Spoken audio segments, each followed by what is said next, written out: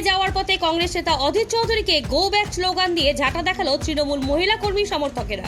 শনিবার দুপুরে ইসলামপুর থানার গোয়াস বিডিও অফিস মোড়ে পথের পাশে দাঁড়িয়ে ওই স্লোগান দেয় মহিলারা।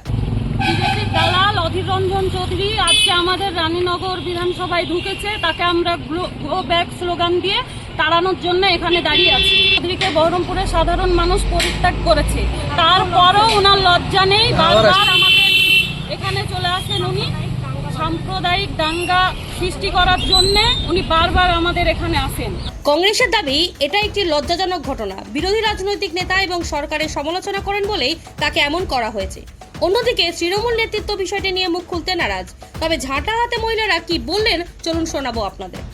বিজেপির দালাল অধীর রঞ্জন চৌধুরীকে আমরা বুঝে দিতে চাই, সাধারণ মানুষ গত ভোটে লোকসভা ভোটে যে বহরমপুর থেকে ওনাকে প্রত্যাখ্যান করেছে, তারপরেও ওনার লজ্জা হয়নি।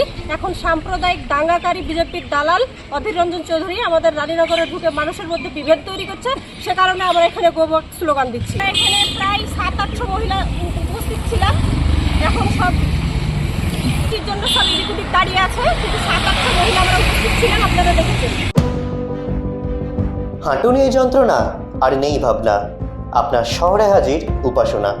এখন সফলভাবে হাঁটুর প্রতিস্থাপন ডোমকলে উপাসনা হাসপাতালে। উন্নত চিকিৎসার একটাই ঠিকানা, উপাসনা।